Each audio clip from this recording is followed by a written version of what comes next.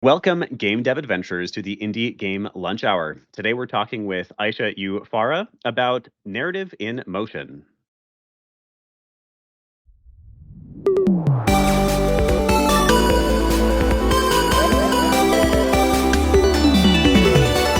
The Indie Game Lunch Hour. Welcome all to our live magical podcast, in which we give game developers the chance to hear stories of breaking in from industry experts, as well as directly ask them questions about their areas of expertise in the second half of each episode. As always, I'm your host here, Willem Delventhal, the headmaster at the Indie Game Academy, and joining me today is Aysha U. Farah. Aysha is the former narrative lead at Deck9 Games and is currently a narrative contractor and narrative writer. And today we're going to be talking about narrative in motion. Welcome to the show, Aysha. What are you having for lunch today? Well, I've got some chicken. I don't know what I'm going to do with it yet. I think it depends how lazy I'm feeling after I'm done with this. Indeed. Well, I'm going to eat it probably, but... Okay. What are the other options then, if eating is just one option? Well, yesterday I made a Caesar salad with chicken, and I had to throw out most of it because my cat immediately put both his feet in it to grab chicken out of it, so I failed. My cat is like 10 or 11 now. He's a near and dear friend who's been one of my closest companions my whole life.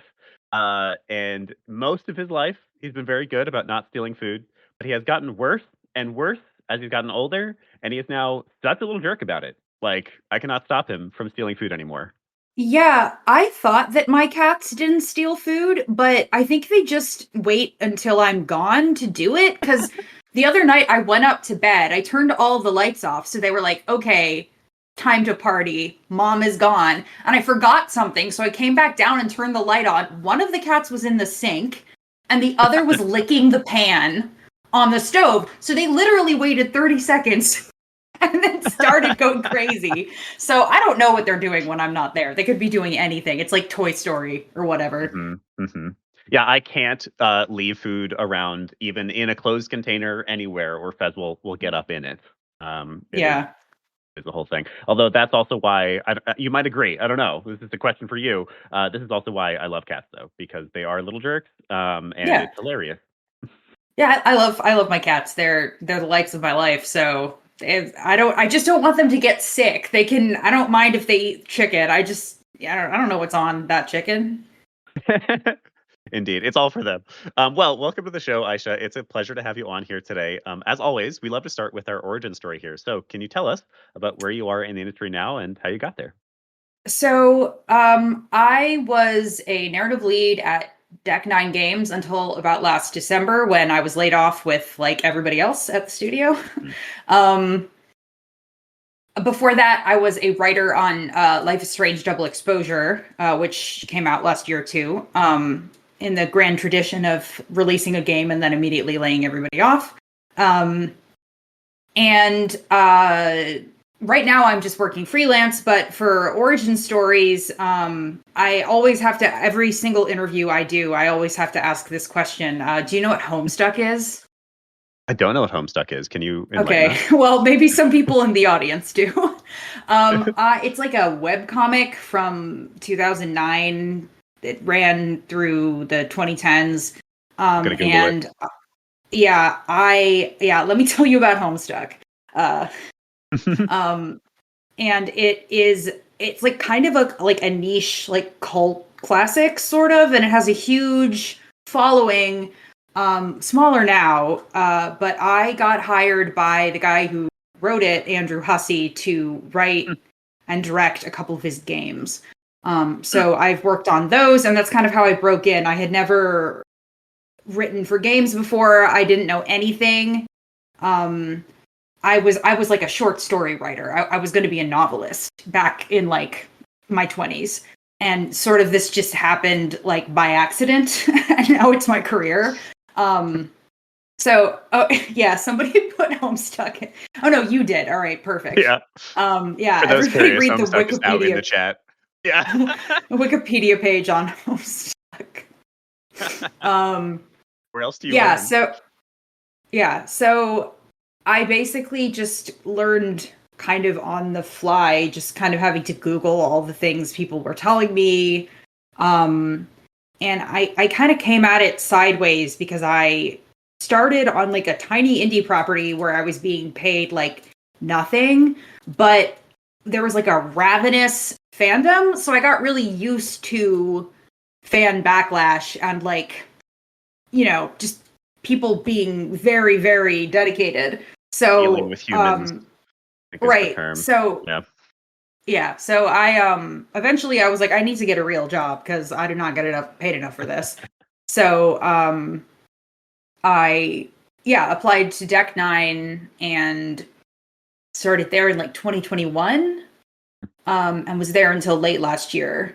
And now I am working as a narrative consultant and freelance writer, most specifically for a European company called Neki, making an action shooter called Spine, Oh, cool. which I think just was demoed at the Summer Games Fest, but I wasn't there, so I don't know.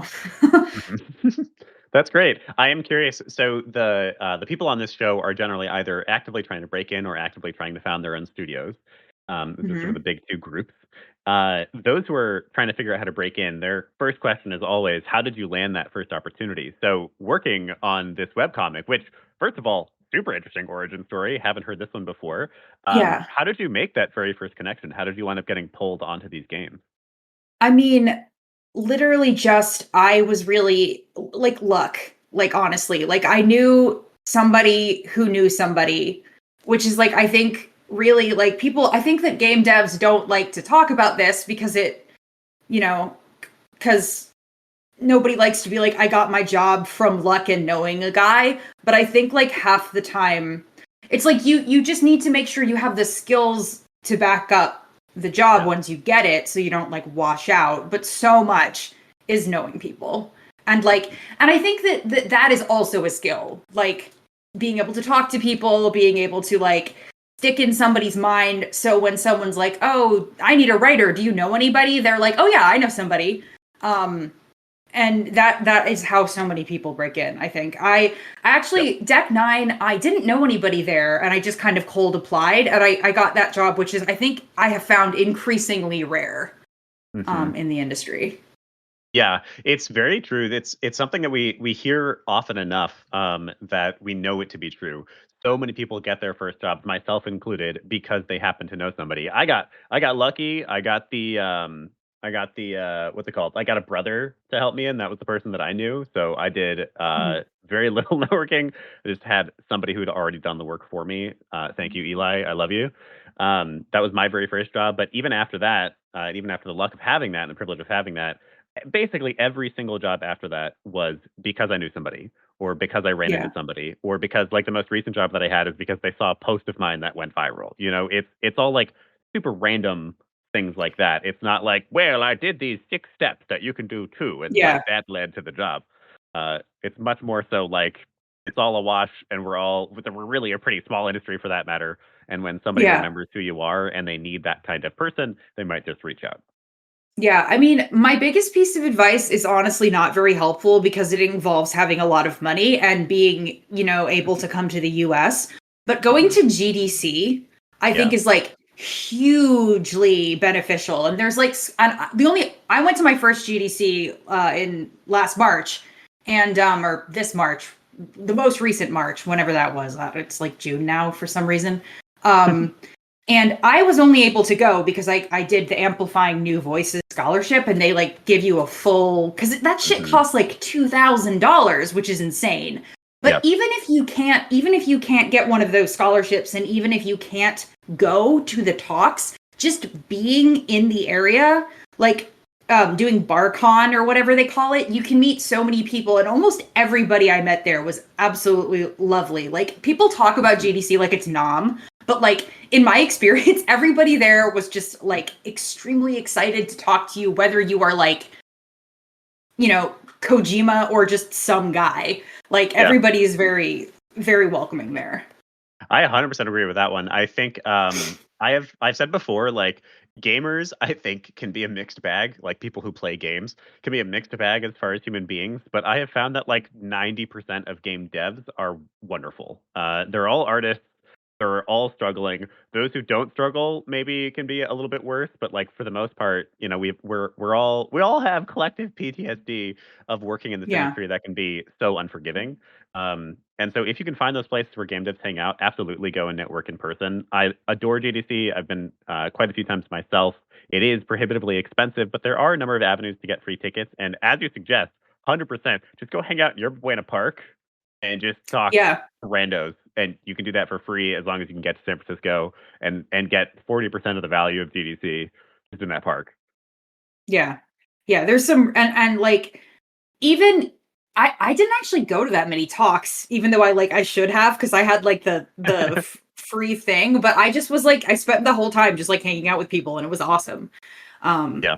but so yeah, I mean even if they're like there's probably game dev meetups in your city, like Yes. or even in your like small weird town because there's game dev meetups everywhere, which is like surprising to me. Like I live in like sort of nowhere in North Carolina, and there's still people around here.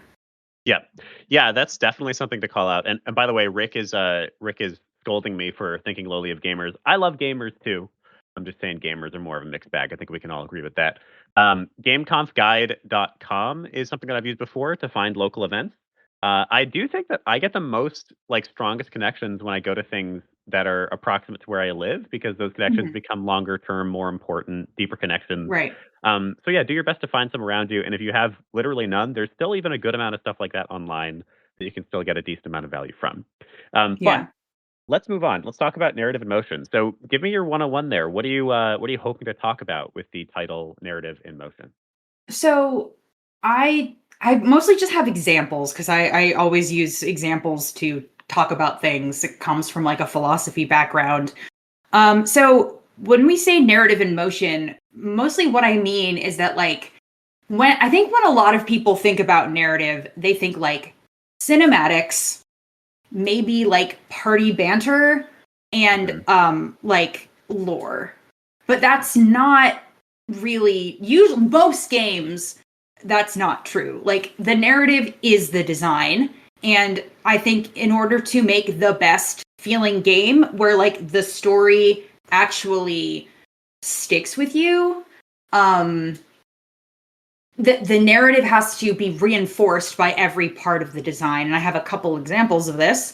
Mhm. The first is Hades, Mhm. which is like in roguelikes in general, I think, when they come up with, because you have to come up with an explanation for why games are cyclic, like, start Mhm. over and over. So something like Returnal, Hades, Blueprints, even. Like, Hades, he's trying to, for like the 1.4% of people who don't know what Hades is. If you've lived under a rock, it's the son of Hades trying to escape the underworld um, to the surface, and every time you die, you're like brought back down into the bottom of Hades, and you have to go out again. And it Mhm. really reinforces this like frustration and sort of Sisyphean feeling of him trying to escape and just Mhm. being a player and getting your shit rocked like by some stupid little knight guy 4 screens in. You feel the Mhm. frustration that Zagreus feels. And I think that that is like a huge part of the game because that game doesn't actually have a ton of story, right? I mean, it has a lot of dialogue, but it doesn't have anything that's too complex, and it won a BAFTA for narrative. And I feel like a lot of that narrative is the experience of playing the game. It's not just people talking to you. Yeah. Um, so I that's love that. that's one example. Yeah. Yeah, to comment on that last point, I somebody at some point was talking about Elden Ring's narrative, and Elden Ring has even less dialogue, and yet has even more atmospheric storytelling, environmental storytelling. Somebody said to me, "Elden Ring tells story by vibes," Yeah, and I thought yes. that that was very clever and I have cute an and Elden Ring totally podcast. accurate. I agree. Yes. You walk into an area and there's a bunch of dead giants on poles, and you might never learn why they're there, but you definitely feel something. And I think that that's Mhm. an undeniable truth of narrative. All FromSoft games, you come in and you're like, you're like touching the ground like something happened here. Like, Mm-hmm. oh no. Or something's about to happen here, and that's when you walk Right. very slowly. Yeah. Yeah, it's like a Shakespeare play where like all the action happens off stage and you come in and you're like, oh, something something fucked happened here. Sorry, am I allowed to swear? I'm sorry, I didn't ask you Yes, that. we're a PG-13 podcast. Maybe I should make that a part of the intro. PG-13, so a couple swears, totally Okay. welcome. Okay. Yep. Cool. All right. So my second example is Pathologic and Pathologic 2, because that is a game about trying not to die of the plague. And one of the biggest mechanics in that game is not dying of the plague. So everything in that game, because you have, I don't know, a lot of people haven't played it because it's kind of niche, but like Yeah, I'm not familiar with it. yeah, so it is a Russian game by Ice Pick Lodge. And it takes place in like a small Russian steppe village sometime in the 20th century, and you play as various doctors. They have different routes, and a plague has broken out, and you have to cure the plague or create a vaccine for the plague and try not to have all people in the town die.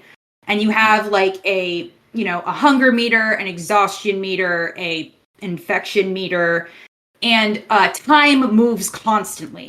So things that you have to do will, if you have like somebody you need to go give antibiotics to, you have a certain period of time that you can do that in, or they'll die. So, and you're in this small town with like muggers running around who throw knives at you. There's plague clouds flying around, and you literally, like, I would feel this like intense anxiety and distress just walking across town. And I would feel like this huge, like my heart would be pounding when I would like get to a building that's safe. And it felt literally so much like running from a disease. Like the whole game is supposed to make you feel like disempowered and afraid. I think H Bomber Guy did a really good video about how Pathologic plays and what it's about. Because the first game is not a fun game to play. It's very old, it's very janky, and it's kind of boring, but it's still like incredible. So much of that game is like just being stressed out, and part of it I think is I played it during the first month of lockdown because I'm like kind of a pervert, I guess. Like everybody was like crossing because it makes me feel better, and I'm like, I'm gonna play a game. In March 2022, in March 2020. Yeah, H Bomber Guy mentioned. Shout out to Harry wherever he is. Yeah, it's a great video. So yeah, anything like a horror game should make you feel scared, and if it doesn't, then it's not doing its job. You should like. Feel, but like I don't think I've ever felt this sort of like oppressiveness from any game, and Pathologic is again like mostly atmosphere. Like there is some very there is like dialogue and it's very strange and adds to sort of oppressive atmosphere, but it is mostly mechanics that tell you the story. Yeah. Interesting. So then what is your third example? You mentioned that you've got 3 for us. So the third one is Alan Wake 2, which is a game that everybody who knows me is tired of hearing me talk about it because I'm totally obsessed with it, and I've played it like 4 times since it came out. I had never liked a Remedy game in my life. I didn't like Max Payne. I didn't like Control. I didn't like Alan Wake 1. I was a hater. And then Alan Wake 2 came out, and now I'm like, I will play everything the studio makes. I love them. Because that game... So I like Alan Wake is a game about a writer whose power, like who connects with some like dark power that brings his books to life. And at the end of the first game, he gets stuck in this sort of like basically the Black Lodge from Twin Peaks. He gets stuck in a place called the Dark Place, which is like this like sort of mindscape version of one of his books. It just is like a noir New York, and you're trying to get out of that place. But that game is exactly what it feels like to try to write a book.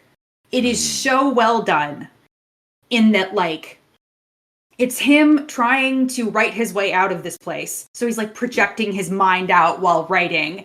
And the way that the game, it's hard for me even to describe it. You just have to kind of like play it and understand for yourself. But it's this very like sort of cyclical thing where you go out, you try to make something work, it doesn't work, it all falls apart, he gets back. It's all like cycles and ending up back where you started and everything sort of falling in and collapsing in on itself. And it just feels like writing a book.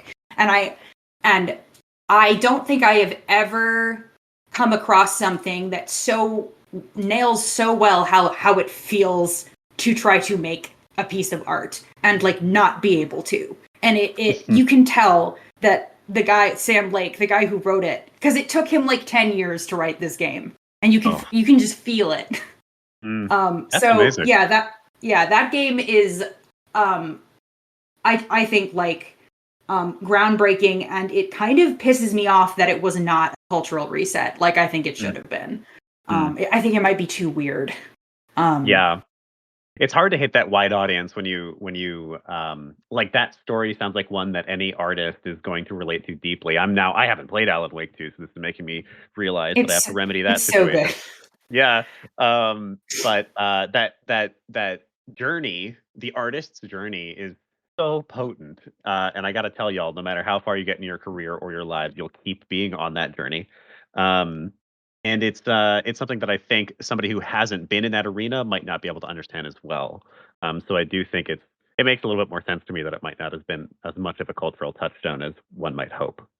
Yeah, I mean, it's got a lot of live action cutscenes in it, which are weird if you don't, if you've never seen anything like that before. It feels very strange at first. There's a musical number. There's a section where you just stand there and watch a 20-minute long Finnish experimental film.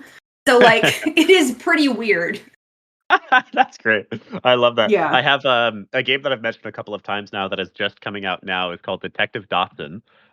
Very small indie company called Masala Games. That's actually an old mentor of mine, which is why I know it so well.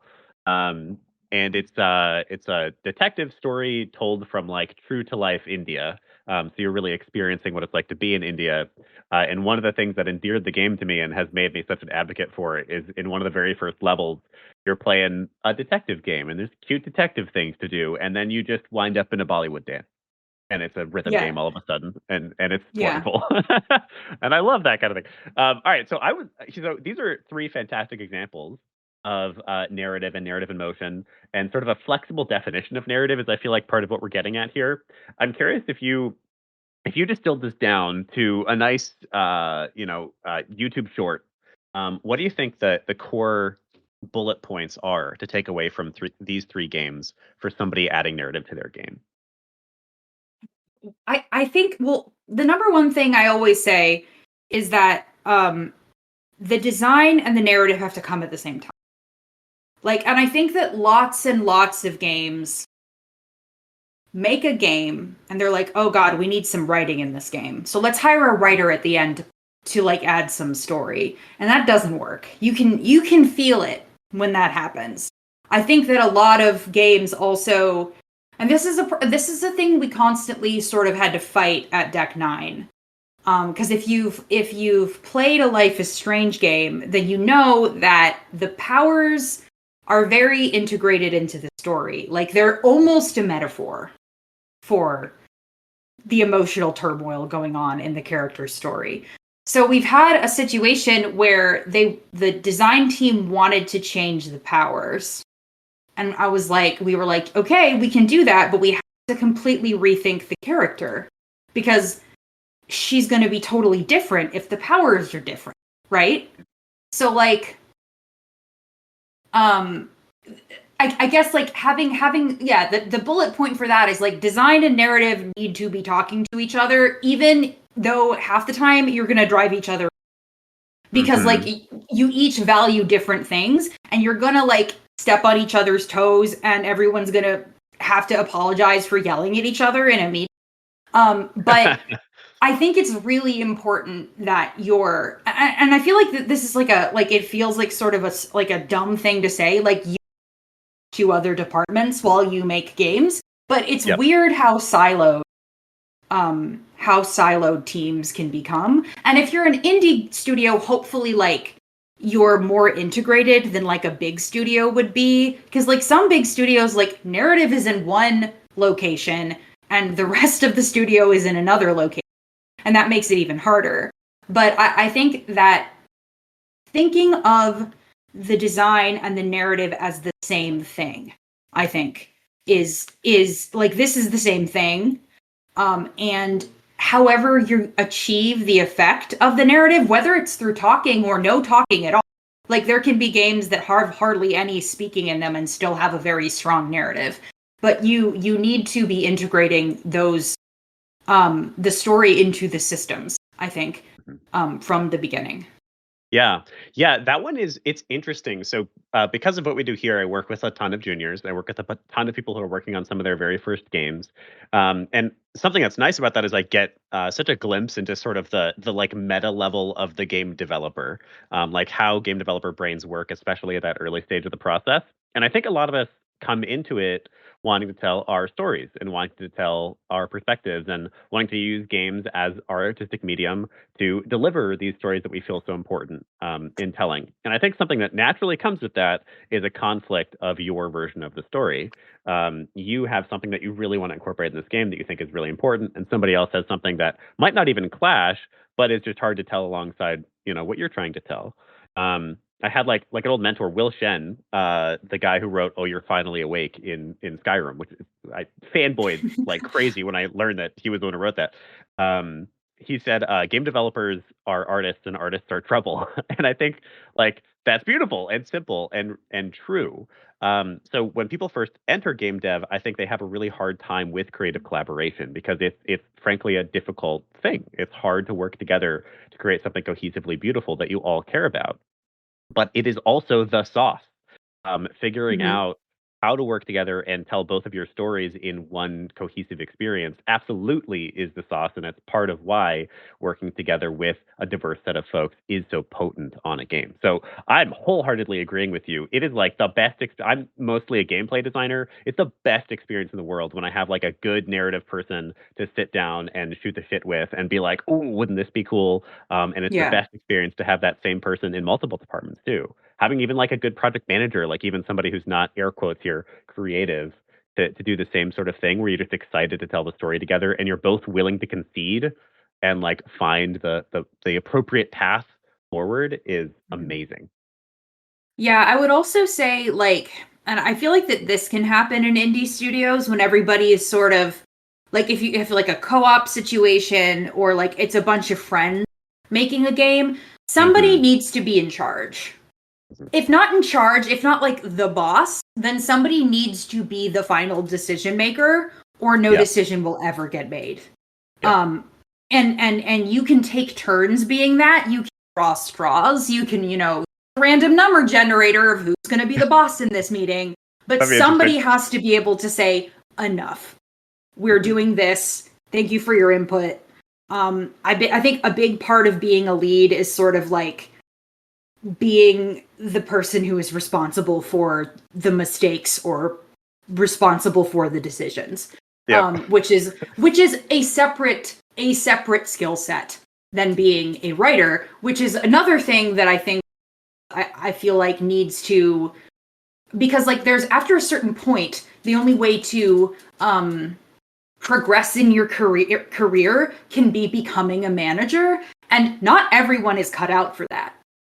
There's lots of people who are incredible writers but terrible leads. Yep. Yep. Yeah, wow. So I mean I love that one. It's a it's a difficult journey. And it is at some point I feel like you kind of just realize, "Oh, nobody's making the decision. I need to step up and make the decision then." Or Yeah. somebody does. And it's very very true. So here's my continuation of this conversation then. My question for you. I wholeheartedly agree with the concept of marrying design, marrying gameplay to narrative. Can you give us some of the ways that we might do that? So, some of our actionable implementations of this concept. Yeah, so I think that like so many of these are so like vague because I tend to be a pretty like uh just brainstormer kind of person instead of like, here, let's make a chart kind of thing. So I think that, like I said before, you want to create, when you create your system, you create your narrative. I think also it's important to decide like what your game specifically is trying to do, and then write a narrative that goes along with it. Because there's lots of situations like, this is too complicated, it needs to be simplified. I think simplify is my advice to everybody, is like sitting down saying, what do I want people to like what do I want people to feel, what do I want people to know, and how comfortable am I with some people not understanding?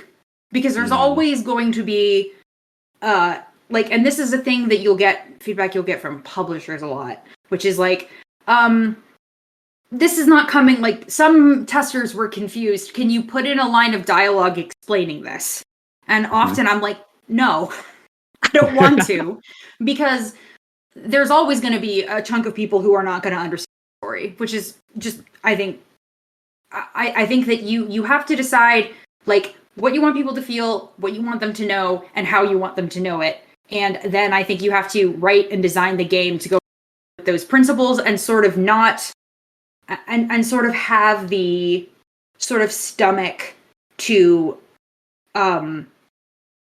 realize that not everyone is going to get it. And if like 50% of people are getting it, then you've been successful. Yeah, I think for this specific point, I think there's just different types of players out there, and there's some people that like narrative just isn't that important to them, or they don't need to get it, and so they don't actively like consciously seek the narrative, and so they're less likely to get it. There's also something to be said for like how much more satisfying it is to wonder about the narrative. It's interesting. This is a bit of a strange correlation, but this is actually making me think of the tactic when creating social media content of intentionally leaving out information. It's tempting to be like, here's exactly what I think and exactly how exactly how I'm going to handle this, and like here's a problem that there could be with this post or whatever the heck, whatever concept I'm introducing, and I already know about the problem. But you actually like get better engagement on your posts if you just allow people to point out the problems with your theories. And it's kind of similar Bait. with narrative. Yeah, bait. It's kind of similar with narrative though in games. I think like explaining every little detail, making sure every player understands every little thing is actually a weaker narrative in a lot of cases. It's more satisfying when you play an Elden Ring to be like, what the hell is this field full of giants? And allow the player to fill that space with their own creative direction, and then maybe eventually figure out what you were thinking. It's like the journalist who jokingly asked the Disco Elysium writer, "Why can't I kiss Kim Kitsuragi?" And the writer responded, "Because something like the most intense desires are the ones that remain un," or something like that. Ooh, spicy. I know. That's great. So yeah. So I think that's not really like a, I don't really have like a step-by-step, like foolproof, here's like 6 steps you can do to make sure your narrative like fills out correctly. Because there is really like, I don't know, you don't really ever learn how to make a game. You kind of, if you're lucky. Sometimes you don't, and the publisher is just like, we need this game to be out by this time, and then you end up with Cyberpunk 77 problem, or something like that, or like Prey, the new Prey, both of which are wonderful games, but got shoved out way earlier than they should have been. The modern game industry. Right, and I think of also another. This is not really related to like narrative design, but there is, I think, and this is a thing that every needs to understand and be able to accept, that it's got to be done eventually, and done is better than perfect. Sometimes done is even better than good. I've been using this one a lot lately, so I love that you brought it up. Quote from my mom, who worked in theater and was a theater director for a long time, and then eventually a theater professor. One of my favorite quotes for all artists of any form: "Done is beautiful. Stop getting stuck in making your game perfect. That's why you spent 4 years on your 6-month project. just finish the damn thing and get it out there. And by the way, you're going to get so much better feedback once people are playing it Right. anyway. I Yeah. see people who will post things like, well, I want to write a book, but like I'm such a perfectionist and I just can't stand to like not have it be perfect. And that to me is just hubris. It's like, shut up.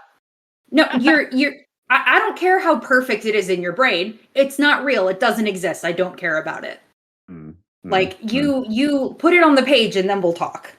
Yes, there's the Brene Brown quote. I'm not interested in hearing the opinions of those who are not in the arena too.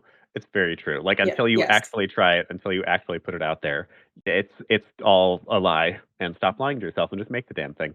All right, Yep. I've taken enough of your time though. This has been a great conversation so far. It's time to jump into some community questions. So we have Rick asking the first question. Rick, would you like to ask about actionable narrative deliverables? Yeah, so when you're working on a team, I'm curious what you find the most useful and actionable deliverables that you can give to your team that has the most impact. You mean my narrative team giving to the rest of the team or the rest of the team giving to me? I guess you could go with both of it. Like what can you receive that is your best input that you can do the most with, and then how can you give an output back that gives you the best results when they take it? So I think it depends on like what kind of game you're making. So at Deck 9, because we were a narrative first studio, most things came from us first. So we would come up with a concept for a scene and we would hand it off to the rest of the studio to then get feedback on. But I think in general, like when you are like level design docs are always important, I think, like, and a level design doc that everybody can understand and is not like filled with sort of jargon that just if your artist looks at it, they're going to be like, what is this? Like, what does this mean? Also, I think that gray boxes are really, really important. So a big issue that I've had on games is when we were trying to write a scene in a space that we had no idea what it was going to look like. So we ended up having to go back in and realize that we did not have the sections of this that we thought we were going to have. Like I don't know if anybody here has played Double Exposure, but the bowling alley that ended up in the game does not look anything like I was imagining when I wrote that scene. So I think the sooner everybody can sort of get an idea of what something is going to look like, the better. Okay, so you're saying deliverables that perhaps help flesh out what your vision is, and maybe they're tailored to the people who are receiving them, cutting out the extraneous information. Yes, I think that's that's good advice. I also I think that a big problem we would always have is that we would come to read-throughs, like we would come to meetings to discuss the script, and like half the people in the meetings would not have read the script, and you can tell. So like my other advice is please read the script. Well, It's amazing that we have to ask that. no, that's actually something that I think is really a good talking point, because I've noticed on teams that I work on, a lot of times like the engineers, they learn what the story is when they're playing the game after it's been implemented. So Right. like how do you bridge that gap to where you can work with people who are busy with other things, and they will never they're busy managing all kinds of systems and all the magic in the background. They're engineers. And you guys have an equally complicated system handling all of these narrative threads and all of the plot lines, and you need to make sure that it turns into a cohesive experience that's married to those mechanics that the engineers put together. Like I guess like that's the bridge that I'm trying to understand. Like, what are the most useful deliverables to make sure that you seamlessly get into that state? So I think that I think it depends. Like there are literally, I have had to, from small indie projects, I've had to fire people who, like artists who were not reading the script and were drawing stuff that was not in the scene. And like that is very frustrating. But then I know that there are people who are maybe like their whole thing is just lighting. And it's like, do the lighting people need to read the script and know what's going on? I think it really depends. And I think that having like maybe a narrative Bible or an outline or something, even if your narrative Bible can be huge too. So I don't want, like, we at Deck 9 we would have like 90-page narrative Bibles. So I would not want everybody that. Like, please don't. But something that is maybe like, if narrative can provide like bullet points or provide overviews, or maybe have like a bi-weekly meeting every 2 weeks. I can never bi-weekly means, if it means twice a week or every 2 weeks. Like a meeting every couple weeks where anybody who is interested comes and the narrative can explain the story or talk about what new things have changed since, we last spoke. So I think the more that narrative is integrated into the rest of the studio, the better. And that sort of siloing, I think, is something that I've experienced a lot. And I think it can come from both narrative and the rest of the studio. I think I have been where narrative seems to think that they're very important and that everybody else is important. And then there's people everybody what to do. So I think that the more integrated and the more back and forth that you can have with the rest of the studio, the better. Mm-hmm. This is Okay. one that happens to me as a game designer as well. I'll come into meetings and it's obvious nobody has read the design doc or whatever other piece of documentation I give out. And at some point, I think something that made a huge difference for me is just accepting that and knowing that there's going to be things missed. And so I'll intentionally make simpler versions of the same documents to try to make sure that people are at least come in with some understanding. So I, for one, have started writing design docs to be as absolute short as possible, that there's no need for extrapolation or extra information. I intentionally write my design docs with size 14 font to encourage me to keep them shorter and bullet pointed. I like making visual aids. So when I do quest design, for instance, I make beat cards, so you can look at that on a single PDF and get the whole quest line.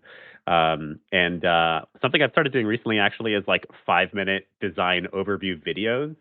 I'll be like, all right, here's the design doc, people. Here's point A, point B, point C.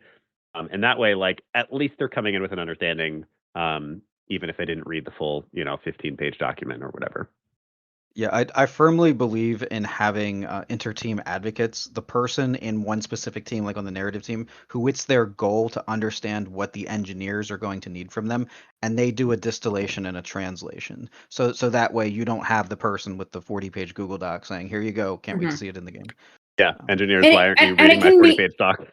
it can be hard too, because a big thing that ended up happening towards the end of my time at Deck 9 was like, we would spend all of our time drafting documents for stakeholders because they didn't understand something. And I was like, I don't have time to do this. Like, I am trying to write the game and you just want me to keep PowerPoints. I need somebody to do this for me. Like, Amazing. All right. Absolutely. Yeah. Thank you for that one. So next question is from Misha. Misha's asked me to read for them. Misha says, how do you balance narrative that is non-playable versus playable? And in terms of genre, would you agree that having variety is good, like having some comedy, drama, romance all in one? Yes. To both. I don't think the first one was a yes or no question. The first section was, how do you balance playable narrative and non-playable narrative? I think a lot of times it is budget, literally, because non-playable narrative tends to be expensive. Like the more, like, if you have a cinematic in the game, that is going to be the most expensive thing in the game, probably, and that is going to be probably used very sparingly if it's an indie game, especially. Like, so I guess non-playable narrative can also be like environmental storytelling, finding a book that like tells you lore about the place that you're in and stuff like that. So I think that you need a good balance, but as usual, I think it depends what kind of game you're making. Like, there are some games that just don't have any like readable script like scattered around. And there's games that's narrative is entirely how a place looks. Like like The Last of Us does a lot of that, like a lot of environmental storytelling. So I think it as usual, it's like budget, like scope and style, I think, together. And the second is, yeah, I always think that having some sort of variety in what you're making can be good, especially like if something is like horror, like you need a moment to breathe, I guess. Like you don't want, because if you have like a constant, you want the emotional peaks to go up and down, basically. So you want a moment that is funny or romantic, like stupid, to sort of like break up the tension. So when something bad does happen, and actually like you have somewhere to go emotionally. So I think having a little bit of humor in anything is good. Like I have trouble not making things, not to be like, oh, I'm so funny, I just can't stop being funny. But like I have a lot of like, I've had jobs, why are you making jokes? It's not a comedy. I'm like, because I'm bored otherwise. So I think that having some humor in what you're writing is. Yeah, I think that's very true. One of my very favorite early game design lessons is the engagement curve, which is just imagining the level of intensity, engagement, or difficulty over time of your game. So you have your peaks and you have your valleys, and you can't have a valley if you just keep delivering the same content. If it's just horror, horror, horror, horror, horror, there's no way for you to break that for a moment and give the player a rest to make the next peak more intense. So you kind of, it Right. almost requires some variation. Right, like I was thinking about this in relation to like the original Silent Hill 2 and then the Silent Hill remake. And I feel like the tone of the original Silent Hill 2 is so much more like, because the voice acting is so funny, like you end up laughing, like something really intense happens and then what? Who? And then you're like you're like haha, you like have like laugh, but it's like everybody's so good in the remake that like it's more stressful because like you never really have a chance to come down. Yeah. Yeah. I would read an article about that. The Yeah. difference between the two just because of the voice acting. That's great. Yeah. All right, next question. I think we've got two more questions to go. Joker Vases says, when writing narrative, I think I know the answer to this one, by the way. When writing narrative, have you needed to change any part of it to stay in scope? If out of scope and the team wants to keep it for later, do you choose to shift it to DLC or sequel? Do you save it for later? Uh yes. Like like the first meeting that we would have with the directors would be, we would go through with the script, design, cinematics, art, would go through, we can't do this, we can't do this, we can't do this, we can do this, except we do it a little differently. Stuff like, can she wash her hands off screen? And usually, like, the answer is almost always yes. And two, like, my biggest, like, source of shame is that the first scene in Double Exposure I wrote, and also it was my first time writing for something for that studio, and I put a tarp on something that needs to be pulled down, and nobody stopped me. And to this day, that tarp haunts me, because it was such a pain in the ass. And it looks good, but also it's impossible for that to look good. So like it was probably a lot of work to get it pretty good. Right. And I was tarp girl for the next 2 years. So I wish somebody had stopped me. So like I think that in general, please feel free to go to your narrative team and be like, this is insane. We're not doing this. Or can we do this off screen? Can we fade to black for this? Is there some other way this can happen? Instead of revealing something by pulling a tarp off, can we turn a light on or something? Yeah, there you go. So I think in general, I think, I don't know, I think it's maybe something about me. I don't know. I guess I'm intimidating maybe. I'm quite tall, but people would be like, oh, I didn't, like, I could do it, so I just didn't say anything. And I'm like, please say something. If it's going to be too hard, too expensive, because I'm not an animator. Like, I have some understanding of how it's, like, I know that, you know, manipulating things with your fingers is hard, but sometimes there's stuff that just, in my brain, is going to be so easy. Like, there's a scene in Double Exposure where Max walks over and grabs, she like reaches over the bar and grabs a glass and puts it down and pours a drink for herself. And it didn't even occur to me like that was good because I did it physically on a bar, but I am like 7 inches taller than Hannah Tell. So it was such a pain, and she kept knocking into the thing that eventually I was like, I wish I had. I think I love that. So for anyone who hasn't worked professionally yet, like 70% of what you do will be creative problem solving for the sake of scope or somebody's well-being, sanity, well-being. And every department has its own version of creative problem solving. I think it's tempting to think of like your engineers as your problem solvers, but everybody has a form of this. So somebody might come to the design department and be like, it's way too hard to do this mechanic that you want us to do. We can't figure this out. And you're going to come up with a new version of that mechanic that'll work instead. Where you're going to be like, oh my God, we're 4 weeks behind. How do we cut this down and still make it fit the budget? And still make it fit the bill, really. What I mean by that is like still make it satisfying, as good of an experience as we can. Huge part of game dev for everybody and for every department. And so much of your job becomes like, somebody realized that what I asked them to do is impossible for one reason or another, and I have to come up with a new version of it. Yeah, you've gotta kill the auteur in your body if you're gonna do any sort of collaborative work. I mean, eventually, maybe when you're the Sam Blake or the Hideo Kojima of your studio, you can be an auteur, but not most of us can't afford that. Yeah, and I think the creative work tends to be better for that reason. Actually, a lot of the most wonderful, interesting solutions to problems are exactly that. They were solutions to problems, and they wound up being wonderful additions to the game. All right, and Art, I'm going to ask for you since we are running out of time. Sorry there, Cece.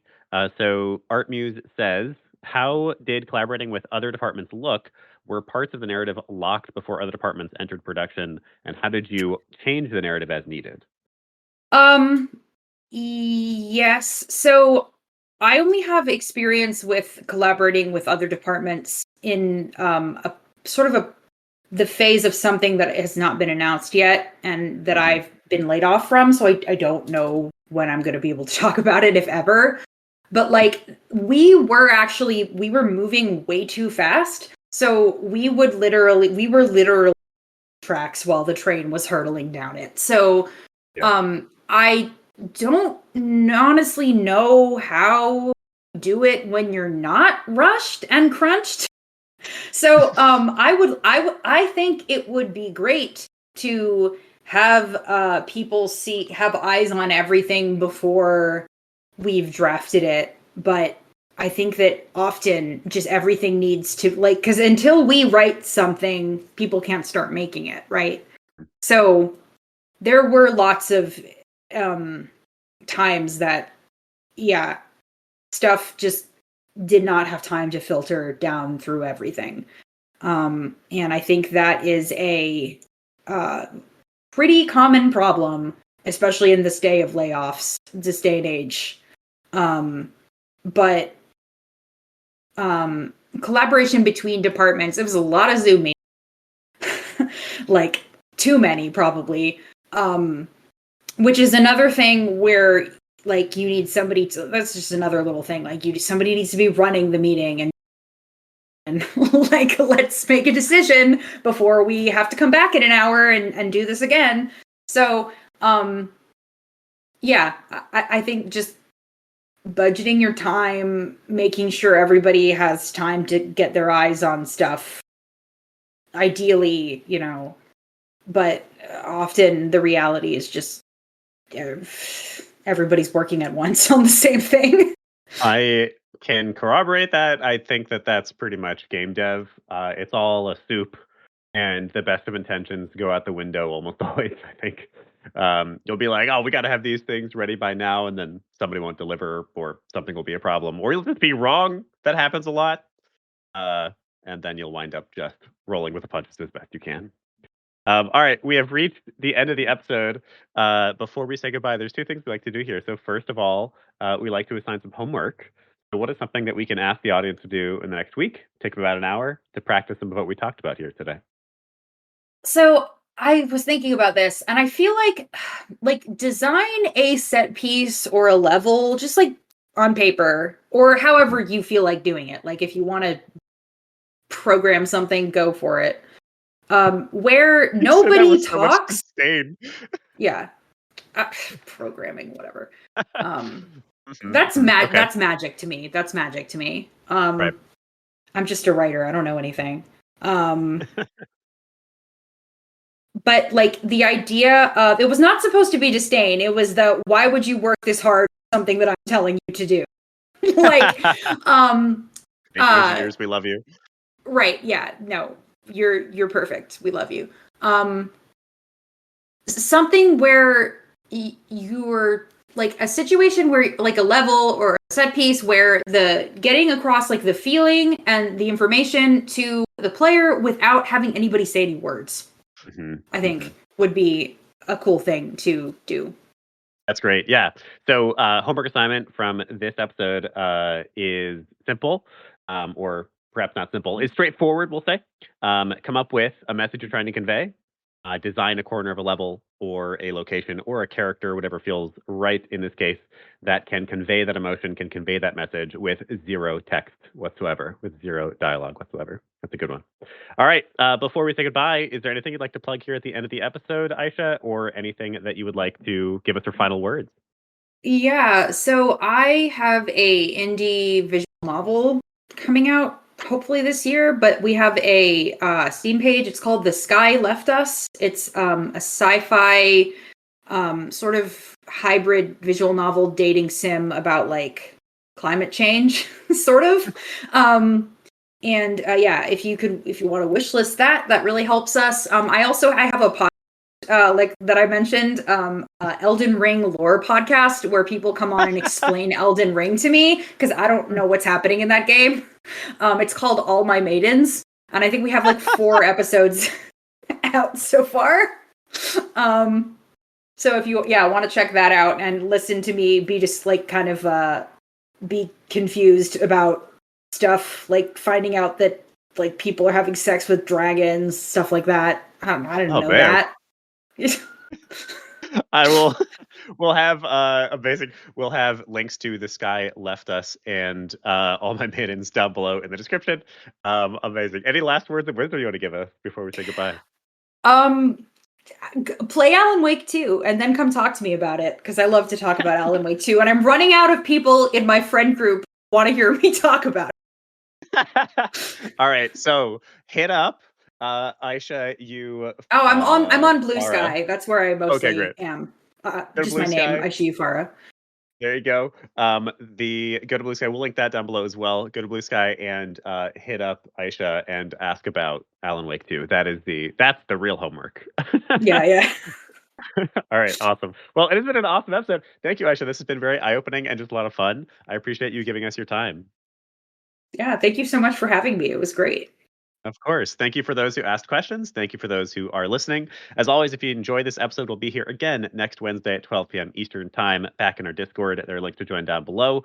And if you enjoyed, we ask that you send this along to just one other person who might enjoy it too. I think that's going to do it for the episode.